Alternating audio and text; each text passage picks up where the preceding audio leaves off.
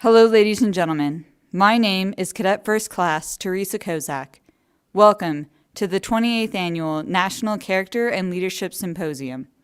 It is my privilege to welcome you and our guest speaker, Major Christy Wise. Major Wise was born in Reno, Nevada, and grew up with a twin sister and younger brother, spending all their time skiing and playing sports. Major Wise attended the United States Air Force Academy, where she ski raced and played club softball. In 2009, she commissioned as an officer in the United States Air Force, and in 2011, she received her pilot's wings to fly the HC-130. She spent the next couple years stationed in Valdosta, Georgia, and deployed to Afghanistan as well as Italy. On April 11, 2015, while visiting her friends in Florida and paddleboarding, Major Wise was struck by a hit-and-run boat propeller, coming within 30 seconds of bleeding out. Although her life was miraculously saved, she lost her right leg above the knee in the incident. Major Wise, determined not to let this change her life, fought to stay in the Air Force and continue flying. In July 2016, she became the 6th Air Force pilot and first female to return to flying after an amputation.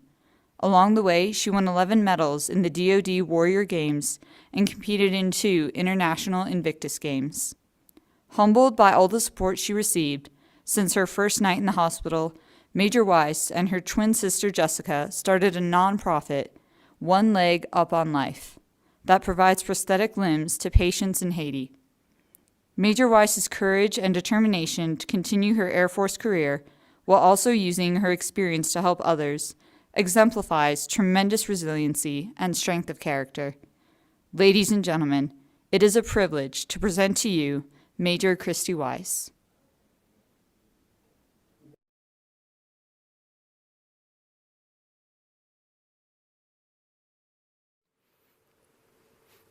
Notice anything unusual about the picture? She's a C-130 pilot. Christy Wise flew the C-130H. She's got an unbelievable smile, an unbelievable personality, and she's got a warrior's heart. She was down in Florida paddleboarding with her boyfriend back in April. They did it all the time. It wasn't anything unusual. They were right along the coast. Nothing dangerous about this. And a fishing boat turned and just started coming toward them. Chrissy's kind of trying to steer out of the way, and it just kept coming. And so she starts waving a headlamp to get their attention, and they're yelling, and the boat just kept coming. And finally ran them over. And she had the presence of mind to get off the board, dive under the boat, put her feet up against the bottom of the boat, and push as hard as she could down, trying to avoid the propeller. And luckily it didn't catch her head, but it severed her right leg. 2 months later, she competed in the Warrior Games at Quantico and won 11 medals. She just got her new blade leg last week, Friday. She's going running 4 miles tonight because she's getting ready for the Army 10-miler. She is singularly focused on remaining on active duty and returning to the cockpit. And I'm going to do everything I can to help. Our people are incredible. Christy Wise is incredible. If you got a second later today, you need to meet her.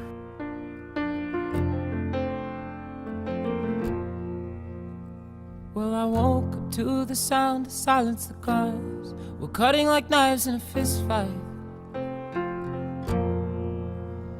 And I found you with a bottle of wine, your head in the curtains, and heart like the 4th of July. You swore and said we are not shining stars. This I know, I never said we are.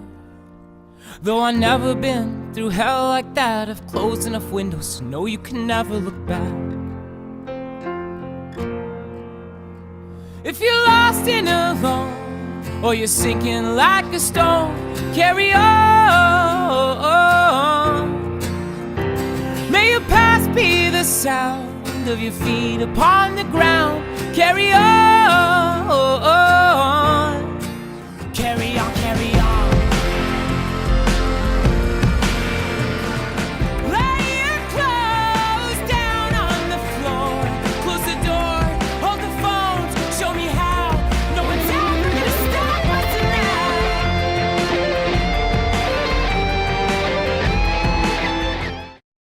Good afternoon, everyone. Thank you so much for that introduction. I'm Major Christy Wise, and a lot of pilots won't tell you how they got their call signs, but I am going to show you guys. So as you know from the video you just watched, I am an amputee, and I can flip my leg around upside down. So this really freaks out everyone in my squadron, and they say it looks like the hand of a clock as it spins around. I know everyone uses digital clocks nowadays, but this is what the hand of a clock would look like. And that's how I got my call sign. So hopefully you won't forget it after this. So thank you so much also for watching that video. I know it's a little bit long, but I like to show that because it was very important in my recovery. So that is the video that we sent the medical board in order for me to be first retained by the Air Force. I had to undergo 2 medical boards, one just to be retained as an officer, and the second to be returned to flying.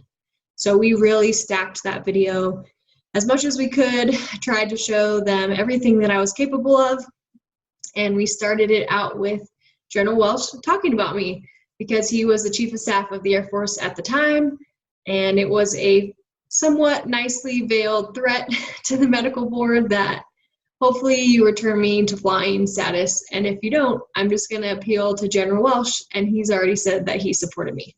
So that is what that video was for, and it worked. I was returned to flying, so that's why I like to show it. Now I'm going to share some slides with you. Okay, so we already talked about it. That's a video we just saw, clockwise. Another thing that some people know about me is I have several different prosthetic legs, and they all have names. I think it makes it more fun. And then whenever I get a new one, it's exciting to pick a name for it. So Xena is the one on the right. That's one I just showed you that I can flip around. I called her Xena Warrior Princess because she's an X3, an Autobach X3 is what type of leg it is. And I said she would help me return to flying, and she has. Next to Xena, we have Ariel right there, water leg. Then Barbie, the fancy looking one for special occasions. It mostly sits in the closet. Petalina is my biking leg right there. And then Bolt, which is one of my running legs. A couple are missing from this picture, but you guys still get the gist. Okay, a little bit of background on me. I'm a 2009 Academy grad. I was in 13 as a freshman, Viking 9 the following 3 years. I knew you guys would ask me this question, so I'm giving it to you before you can ask me. And while I was at the academy, I was on the ski team and also played club softball. So those were a big part of my time at the academy. So actually, I'll back up a little bit. I graduated from the academy, I had a pilot slot, went to Del Rio, Texas, Laughlin Air Force Base for pilot training, was assigned to fly HC-130s, rescue, which I love. My first duty base was in Moody Air Force Base, Georgia. So I was flying there for a couple years. I deployed to Afghanistan, had come back from Afghanistan, and that is when I was a captain, so about 6 years in, and that is when I had my accident. So April 11th, 2015, I was stationed in Georgia at the time, and I was visiting my best friends who were also in the Air Force, and they were stationed at Eglin Air Force Base. And they had this amazing house right on the water in this tiny cove in Shalimar, right near Destin, Florida. So I'd spent a lot of weekends with them because it was better hanging out with them than the swamps in Georgia. And on the night of April 11th, I was actually paddleboarding with my boyfriend, Tim.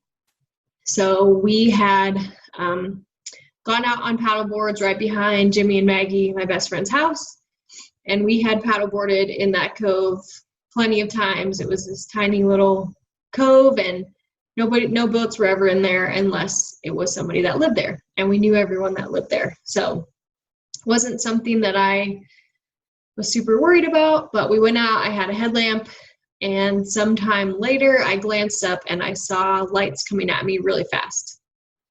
So I took my headlamp off and waved them at the boat and fully expected them to go around me. I was just waiting to see which way they were going to go so I could brace myself on the board. And then I realized that they were not going around me, and so I dove off my board into the water on the left, and then I was struck in my shoulder with the front of the boat. Then the first miracle is that I pushed off the bottom of the boat and I swam down. So this is hands down my guardian angel, God. I mean, there was no way I had time to think that. But had I not pushed off the bottom of the boat and swam down, my entire body was going to go through the propeller. But instead, it only hit my right leg as I was swimming down. It didn't hurt at all. It made a little bit of a weird sound. So I surfaced, and Tim was standing right next to me on his board. He had jumped off his board the other direction. And so he came to me and he said, Christy, are you okay? And I said, in a very normal voice, I said, yeah, I'm fine. And then I looked down, and that's when I saw part of the bone sticking out of my leg.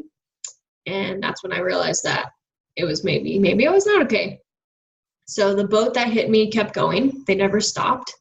And so at this point, Tim and I knew it was not a good situation. He was wearing a long sleeve shirt. And so he took off his shirt and we wrapped it around my leg in the water to try to start a tourniquet for the bleeding that was happening really rapidly. And I also, the boat that hit me, I said, didn't stop, but there was another fishing boat about a half mile away under this bridge where there was pretty frequently boat traffic. So I looked at the fishing boat and signaled them. I was only about 100 yards from my best friend's dock. So I also thought about swimming to the dock or getting our boards back, but I couldn't see where our boards had gone. We had both jumped off of them. So at this point, we both thought, let's signal the fishing boat. And that's when I reached down and I still had my headlamp in my right hand. So that was the next miracle, that I got hit by this boat. I swam down and I still had my headlamp when I needed it. And it was this couple, Robert and Michelle. I'm still friends with them today. We scuba dive together now, and they had actually seen the whole thing happen. So they had been spotlighting us, and Robert had his motor off for fishing, and he had heard a boat from farther away swerving around. So he turned on his engine because he said to his wife, I don't know what that boat is doing. It's being very erratic. So he turned on his engine so he could get away if he needed to. And that's when he had seen us, and he said, that boat is going to hit them, the paddleboarders in the cove. So they came to me immediately. They got me into the boat. The t-shirt that we had tied around my leg, it wasn't tight enough. So we used the fishing net handle. It's actually right behind me in my office now, but we used the fishing net handle to crank down on the tourniquet, the t-shirt, to get the blood to stop. So we estimate this all happened in about 3 minutes from me being hit to being back in Robert and Michelle's boat with the tourniquet applied. And I lost about 65 to 70% of my blood. So my right leg was still attached, but it was worst case scenario where my femoral artery, since it hit right at the knee, was just going right into the water. So probably another 30 seconds or so, and I would not be speaking to you guys today. So I'm very blessed for that reason. So after they got me in the boat, we called 911. I was giving Michelle all the information. Yeah, I'm a 28-year-old female. We're at 236 Snug Harbor. I had the address memorized. This is my best friend's house. And then there was a local firefighting station down the road. And so we could already hear the sirens. They came right up to the dock. So then they got me in the back of the ambulance, and I had to ride 45 minutes to the nearest trauma center. And in the back of the boat, so my leg was still attached, like I said, or in the back of the ambulance, I couldn't feel it. So I knew that was probably not a good thing. And I remember thinking this, I thought, man, this is really going to take me off the flying schedule for a while. But worst case, Ryan did it, I can do it. So another cool part of my story was when I was in Del Rio, Texas, at Laughlin Air Force Base for pilot training, another academy grad, so 2008, Ryan McGuire, he had actually also been in a boating accident, and he lost his leg below the knee, and he got back to pilot training. He finished pilot training, and he now flies C-17s. So in my mind, and I didn't know Ryan well, but I knew of him and his story. So in my mind, I was thinking, worst case, being that I lose this leg, Ryan did it, I'm going to do it. And that was so important for my mental state, because this is literally minutes after it happened, and I'm already thinking that I'm going to try to do everything that I did before. So that was pretty amazing. Another thing that was really nice was in the hospital was actually very positive at the beginning because everyone was so surprised that I lived through that.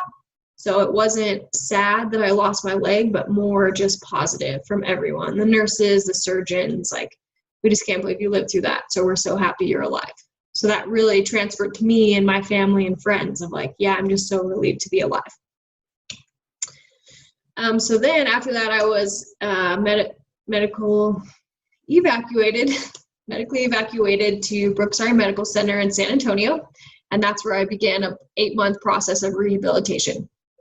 I told you that it was a lot easier at the beginning. It was very positive at the beginning. I think the hardest part for me was weeks and even months later, where I knew that I was going to get back to flying, and it just took longer than I thought it would. And so there were plenty of times in the middle where I was making no progress, where it was much harder for me mentally.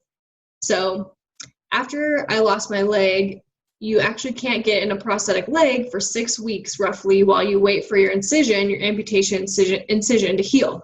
So I was discharged from the hospital and I started working full-time rehab. And this was when it was really the hardest for me because I was now all of a sudden I'm in San Antonio, a new city. I'm at this military rehab facility, which is awesome, but I don't know anyone.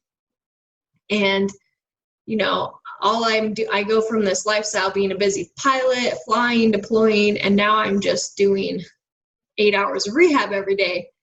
And so I met another Air Force wounded warrior in the gym, and she asked me if I'd ever heard of Warrior Games. And I said I hadn't. And so it's a military competition. It's for all types of wounded warriors, amputees, people in wheelchairs, any type of wounded warrior. So you've battled cancer or a disease, and it's a place to get together and compete against other services. So she recruited me for the team, and it was the most amazing thing I could have done for my own rehab because I was just bored out of my mind. I'm waiting for my incision to heal. I have nothing else to do, and that's where depression was setting in. But now all of a sudden, once she recruited me for the team, now I have all these new sports to learn. It was like track, wheelchair practice is on Thursday nights, swim practices are on Wednesday nights, and now I have all these teammates. And then when I went to Warrior Games, which was in Quantico at the Marine base, and it was only 9 weeks after I lost my leg, so I just barely had a prosthetic leg, but I was still using crutches to walk around with it. And now all of a sudden, I'm around 200 other amazing amputees and wounded warriors. And they kind of just took me under their wing. Like, I'm the only one still using crutches because I'm not good at walking in my prosthetic leg yet. And so they're like, oh, you got to get this leg. This is the pain meds I use to sleep at night. You know, try this. And it was just so great because I could barely even walk, and then I turn around and I see a guy who's missing both legs and blind, and he's sprinting down the track. So it was just the best thing for me to be around. Plus, as I told you guys from my academy time, I ski raced and played softball at the academy. So besides being an officer and a pilot, a lot of my identity was in being an athlete. And so now that I lose my leg, I'm just wondering, can I get back to that? Can I still do all the things that I've loved doing my whole life? So Warrior Games and Invictus were a huge part of my recovery, and so blessed to be a part of those programs. And that was all while I was working on getting back to flying. So for flying, I knew there was very specific steps I had to be able to do in the simulator every worst case scenario for flying. So especially in the C-130, there's a lot of force on the rudder pedals. So I had to prove that I could lift 150 pounds with my prosthetic side. So I actually had to do that while flight docs were watching me. I had to do a leg press with 150 pounds on my prosthetic side. So I was always working on the strength for that. I was doing worst case emergencies in the simulator, and then I had to prove that I could egress the plane on the ground. So if there's any emergencies on the ground, I had to prove that I could go up and down the stairs in the 130, which was a very big deal. It's very hard to do stairs as an above the knee amputee. And so we actually built stairs in the rehab center, and I practiced those all the time. in order to show the flight docs later that I could quickly and efficiently get in and out of the airplane. So we did all that, and then the last thing was passing a full physical fitness test. So the whole point, and this was, I didn't mention it earlier, but actually, besides Ryan McGuire, I am the 6th Air Force amputee to get back to flying. So 5 other guys did it before me, which is amazing. And they all reached out to me. They were mentors. They helped me know the process. They were the ones that told me to make a video for my medical board. It has helped me all along the way. And they had said, hey, if you can do a full physical fitness test, do everything in the simulators, egress the plane, they can't say no to you. You know, then you're passing all the standards that everybody else has. So it took me the hardest thing was passing the run, the time for the 1.5 mile run. That took me about 8 months before I was able to have a passing time on that, or a 90% or above time. And then I was officially retained by the Air Force 14 months after my accident, so in May of 2016, and then I was returned to flying in July of 2016. I've been flying the HC-130 since then. Did 1 deployment to Iraq last year, and now I'm here. Still loving flying. It's a little bit tougher with one leg, but still loving it. So we're running out of time here. I'm trying to keep this short, but the last thing I want to tell you guys about is my nonprofit. So it's called One Leg Up on Life, started by my sister and some of my friends who were all with me at the beginning. My best friends who's, you know, where my accident happened. But I never wanted to have my own nonprofit or thought that this would be something, you know, I'd be here speaking at NCLS to you guys today. But it sort of just happened. So while we were in the hospital, my sister, my twin sister, she's in this picture. She's not in the Air Force. She's actually a general surgeon at a hospital. And at the time of my accident 5 years ago, she was finishing her medical school. And another really cool side note, but we actually got it approved for her to do her medical school, finish it at Brooks Army Medical Center, where I was doing my rehab. So she was able to finish medical school and live with me and help me through my rehab. So that was amazing. As a civilian, she was able to do that. And so at the beginning, her and my friend George from my squadron commander, actually put him on official orders for those first 2 weeks after my accident to escort me. There's a bunch of safety investigations going on, all kinds of paperwork. And so that was his primary duty for 2 weeks, was to help me through anything we needed, which was amazing.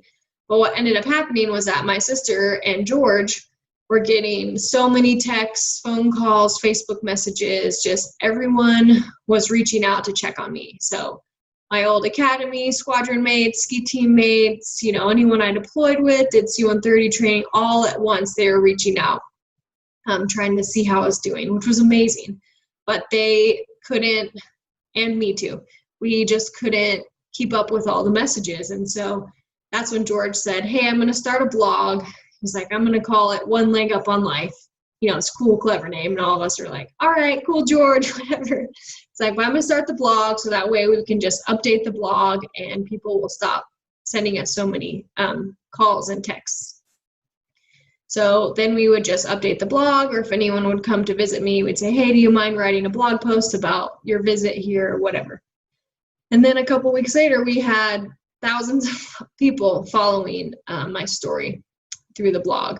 So all the people that I knew and their families, and that's about the time that we realized, wow, we really have this platform through my story and we should do something with it. So Tim was the one that said, I think we should start a nonprofit and I think we should do it.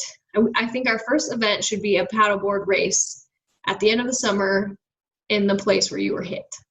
So we said, okay, let's do it.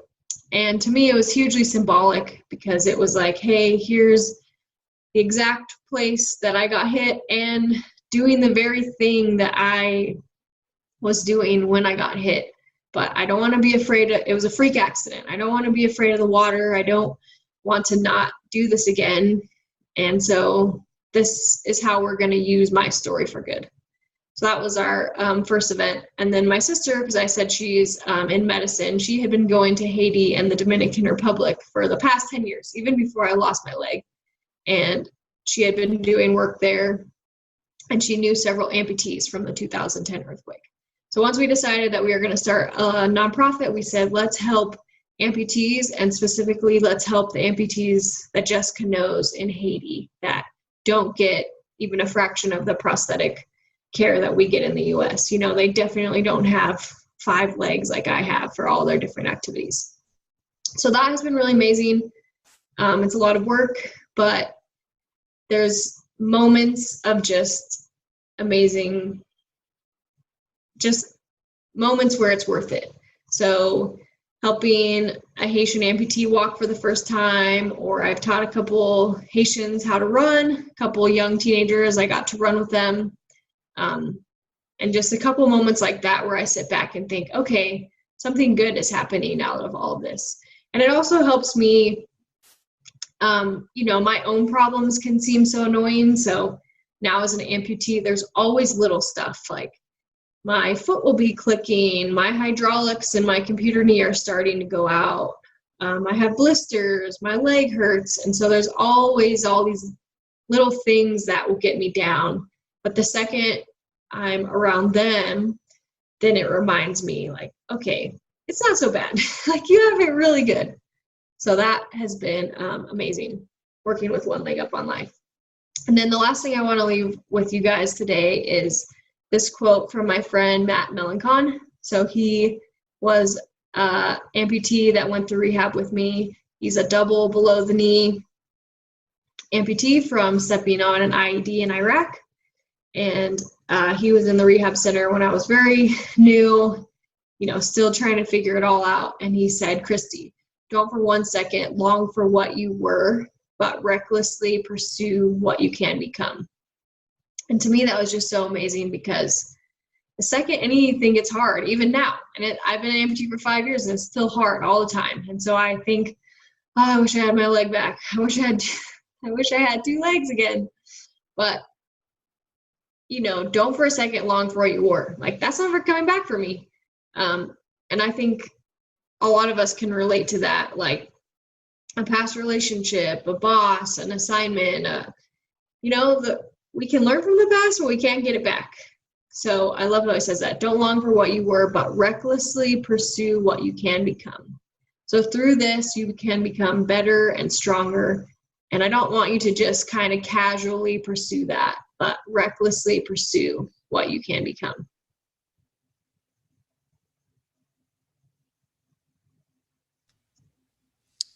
Major Wise, thank you so much for your inspiring words today. It's an absolute pleasure to have you here. We're now going to begin the question and answer portion of this event. So I'd like to invite the audience to ask questions for Major Wise using the Zoom Q&A function at the bottom of your screen, and then I'll happily present your questions for the Major. So ma'am, the first question, I'm going to be selfish and give you one of mine. Watching that intro video of you during your rehabilitation process was just one of the most incredible things I've ever seen. And I couldn't help but wonder what was going on in your mind as you were sitting there watching that, realizing all you've accomplished and how far you've become. What was it like to reflect on that? Thanks, Teresa, for asking.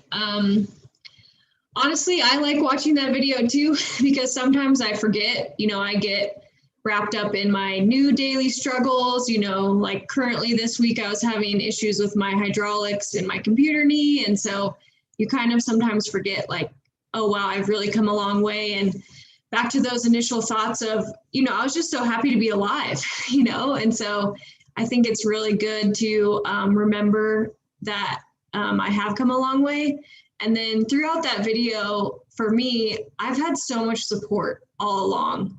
Like I couldn't have done it on my own. You know, I talk about my amputee pilot mentors all the time.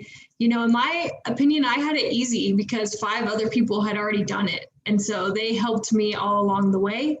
And now that I'm here on the other side, back to flying, it's really fun for me to help other amputees. So that's kind of like what we do in Haiti. And then even a couple other Air Force members have reached out to me in the years since I lost my leg, and I've been able to help them through the process as well. So didn't do anything on my own, and just really happy to be here, honestly. That's wonderful, ma'am.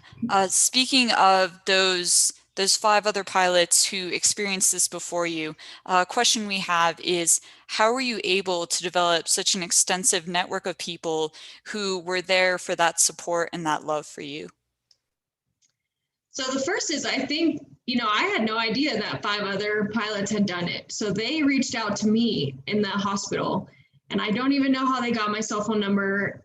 It just shows to me the family that the Air Force becomes in the aviation community, that somehow they got my cell phone number, through word of mouth. And I had a, voicemail that said, "Hey, Christy, this is John Alvarez. I was the first in 1997. Call me when you're ready. This is Andrew Lewick, 2005, first above the knee." So that to me is just amazing. Like, that shows what a family the Air Force becomes. And so I'm just feel so blessed for that. That's so wonderful that you had that community there and you had those people to rely on. That's just what we all hope for. And one of really the greatest things about being in the Air Force, and especially being here at the Academy, because we're such a close-knit, small community. One of the more difficult questions that I thought would be interesting to look at is, do you ever wish you could confront the person who hit you? And how do you deal with the lack of closure that provides? So the funny thing about this is I actually get this question all the time. And so there was a very intense police investigation that went on for the boat that hit me. So the police immediately went to all the marinas and the docks that same night to try to see if anyone was leaving. And then in the following weeks and months, they interviewed people. They pulled video footage from any hotel or restaurant that was facing the water so they could try to track anyone. And it was just a very long investigation. The funny thing is, for me, I actually never cared about it. So from the beginning, I was thinking, whether we find this person or not, my leg is not growing back. So I was just really forward focused, and it's not that I'm like this amazing person. I just think my mental capacity at the time was like, I'm going to get back to flying. So this is what I got to do. And every day I had goals to try to get back to flying. So for me, I feel like I just didn't have the capacity to worry about what was happening with the investigation. But on the other hand, so Tim and Jimmy and Maggie, so my boyfriend at the time and my best friends who were there, they did care about the investigation. And if you think about it, like, it wasn't just me that suffered from this event. They all suffered from this event as well. So they had some PTSD. Jimmy and Maggie were like, this happened in our own backyard. Tim was obviously there with me when it happened. And so for them, they kept tabs on the investigation, and that was part of their own recovery. So that was really interesting that, it was important to them, but it wasn't important to me. Hopefully that answers. Absolutely. Thank you, ma'am. Another question we have is, through your experience with flight medical and all the obstacles you had to overcome, what advice would you give to someone who is aspiring to be a pilot but is undergoing a medical obstacle or has a medical condition that might be a prevention to that? That is a great question. So I have a couple tips for that. The first one is just to be meticulous about your records. So this is whether it's medical or not, but they'll say nobody in the Air Force cares as much about your records as you. So say you're a cadet at the Academy and you find out that you're waiting on some sort of waiver, which was actually me. So I failed the depth perception test when I was a cadet, and so I was waiting on a waiver. So if you get a waiver or something for that, make sure that you keep that person's name, you write down any deadlines, become the squeaky wheel. Like, if there's a bunch of people waiting waivers, like, maybe your name just falls through the cracks. So keep checking back on it. What's going on with it? Is there anything I can do? Like, who is the waiver authority coming from? Look into the AFIs yourself. Nobody cares about it more than you. And a perfect example of this is when my medical board packet went to go before the board, I went by the Peblo's office. It's like the office in the Air Force that puts all your paperwork together. And I said, before you send it, can I look at everything that's in there? And I just wanted to make sure that everything was okay. And there was actually two very glaring things that were wrong. One, my flight doc had written a recommendation for me before I passed the physical fitness test. And then she had also written one after I passed the physical fitness test. So this was a huge hurdle for me. Like, passing the full physical fitness test is definitely gonna help me be retained. And for whatever reason in my packet, they had included the old recommendation. So had I not asked to see it, I wouldn't have caught that. And then the other thing was that my commander, in his recommendation letter, he had a whole letter, but in one spot it was like, should she be retained or not? And he had circled no. So I, of course, called him and was like, sir, did you mean? And he's like, oh my gosh, I totally did not mean to do that. I'm so sorry. And so then, of course, he like resubmitted it and we got it all taken care of. But that's just an example of like, those are two glaring things that I caught, that the medical officers, they're dealing with so many of these packages. And then the second thing is to find precedents. So if you can, this is hard, but when I went to my medical board, no one on that board, they might not know that 5 other pilots had done it before me. Like, there isn't really, I think it's because of HIPAA or something, maybe we'll ask the medical team someday, but there's no like DOD-wide thing that says, here's all the people's conditions that we have that are currently serving.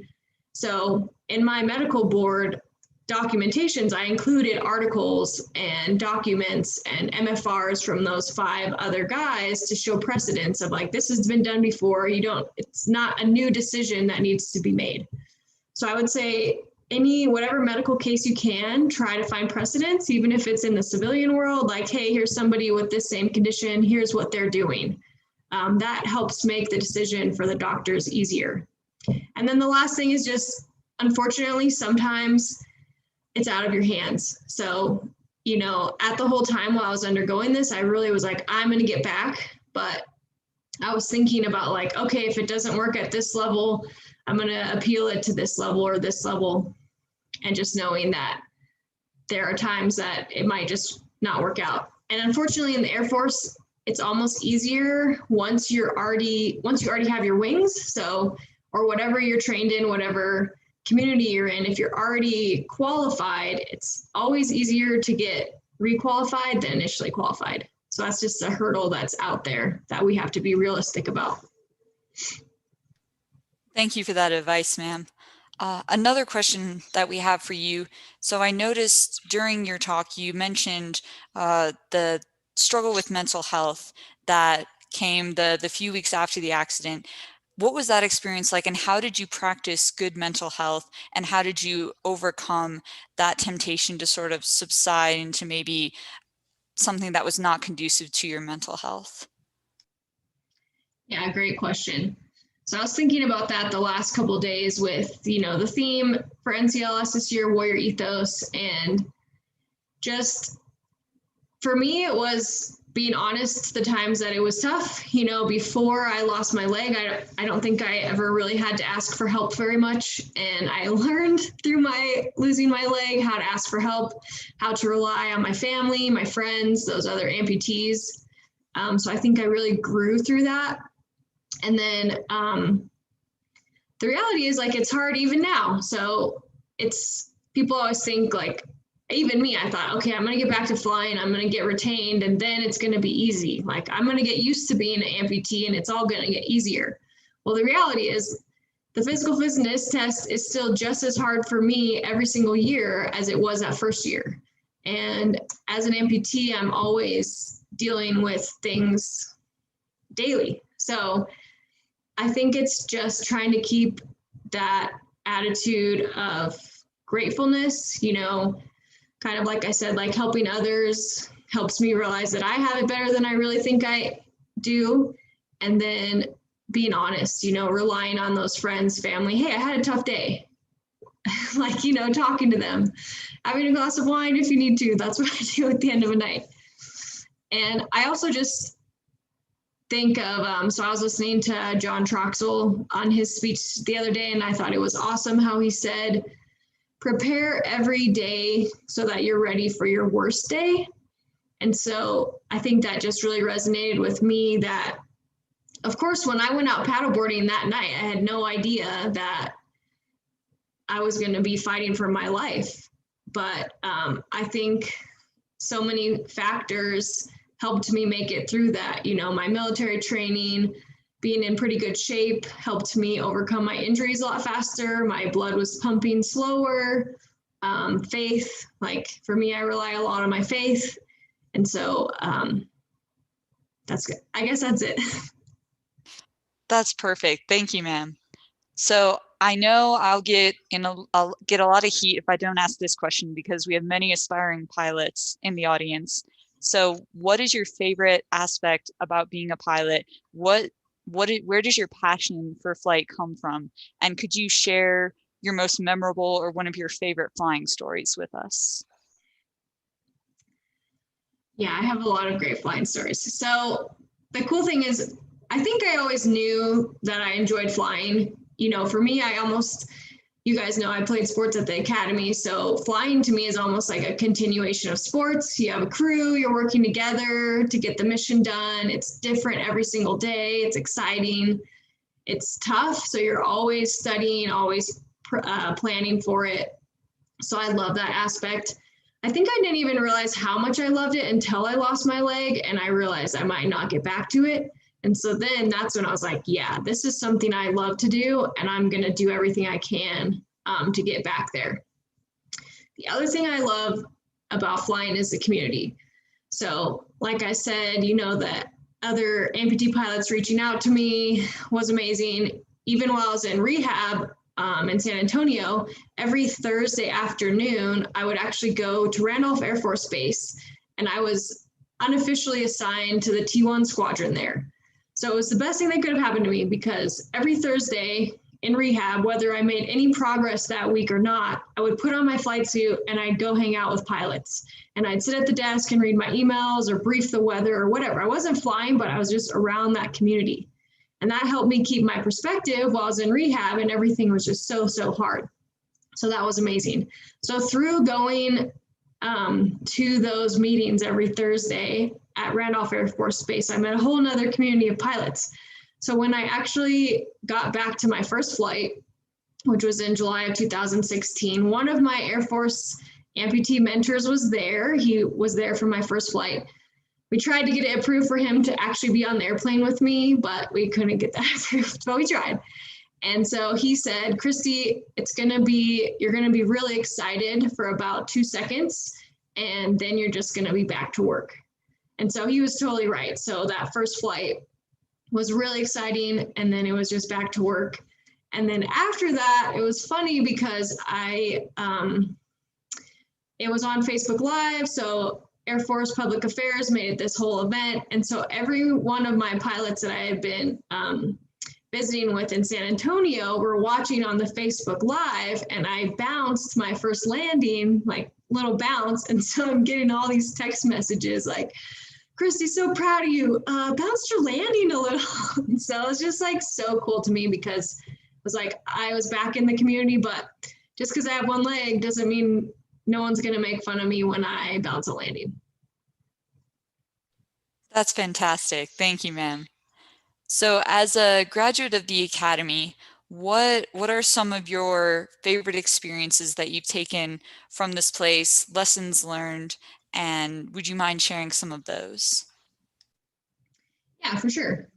So I think the Academy is a great preparation for the real Air Force. For me at the Academy, I struggled the most academically. So not as smart as all these aero and astro majors around. And so I had to study really hard to make it through the Academy. And I think it's amazing because it just teaches you time management, you know, kind of what I was talking about earlier of asking for help. Like I excelled at the athletic stuff, and the military stuff I did pretty good at, but I struggled academically. So everyone on my ski team was helping me study. Like every ski race we went to, I was doing chemistry, like in the van on the way up there. And I think all of those habits transferred perfectly into being a pilot. So pilot training's tough. You got to work with your fellow classmates to get through it together, study together. It's very similar to like a deployed environment. But you really just are challenged in so many ways at the academy. And I think that's exactly what happens out in the real Air Force. But you have this amazing community around you, and that's what helps you get through it. Thank you, ma'am. So this will be our last question, since we are coming to the end of our time here. But I'm sure a lot of people have noticed the CS13 patch that you're wearing proudly displayed on your flight suit. And from what you've told us, you're coming back to be CS13's AOC. And so what are you most excited for, most looking forward to coming back to the Academy? And what do you hope to fulfill and see as an AOC? Great question. So today is 13 days until recognition. So that's why I'm wearing the Bulldog patch. Go Bulldogs. That's where I'm going to be an AOC. Honestly, I'm just so excited about this assignment. So the last couple years have been very, I've been through a lot. So I kind of went to my leadership and I said, hey, I've been through hell. I lost my leg. I had to fight to get back to flying, get returned. Once I was returned, I still had to work really hard, like harder as an amputee. Like all my flying stuff was more challenging on a daily basis, deployments, and I loved it. I loved all that stuff. But what I told them was, hey, I want to go back to the academy. I want to take my story and what I've learned and work with the next generation. Like I was a cadet at one time, and I'm ready to go back and share that passion and that excitement to the cadets. And I also need a break. Like I have been beat down by the schedule, by all the tough things that I've been through in the past couple of years. And so I said, let me have a break. Let me help me to reignite my passion. Let me work with these cadets who are so amazing. And then I will be just as excited to go back to the C-130 and keep doing the mission. Absolutely, ma'am. Is there something, some sort of attribute or a characteristic that you want to instill in your squadron or in your cadets, something that you hope you can really focus on during your time in leadership? Great question. I would just say there's always a balance of humility and dedication. I try to stay, like sometimes people will put me on this like pedestal because of all the things I've done, skydiving, getting back to flying. And I try to just be like, hey, I don't wish this on anybody. Like, I don't want anyone, in my intro, I wrote like, this is the resiliency journey that I never wanted. So I don't want anyone to go through what I did, but through it, it's made me better and stronger. And I've had a lot of support along the way. So that's why for me, I try to just like keep that balance of humility, but also dedication and passion, because that's how, everything I have done, it takes hard work. Being a cadet at the Air Force Academy is a lot of hard work. Being an officer in the Air Force is a lot of hard work. So, I think that that's what it comes down to, is like doing everything you can to be good at your job, whatever it is. Absolutely, ma'am. As cadets, it's such a privilege for us to have role models and mentors like yourself, who are not only willing to come to events like NCLS, come speak to us and share about their life experiences and share about everything that they've learned throughout their career, things they've taken away, but the fact that you're also willing to come here and just focus your career on shaping us, on mentoring us and molding us into the officers that the Air and Space Force really does need. So just on behalf of all the cadets, I really want to say we appreciate you and all our mentors so much, and everything you do for us. And we couldn't be more excited that you're going to be stationed here. You're going to be back once more at the old zoo, and this fantastic place where you truly are going to be instrumental in shaping the lives of so many cadets and, really touching the lives of so many people I'm sure you haven't even met yet, but whose lives are going to be made infinitely better through your example and your wise leadership.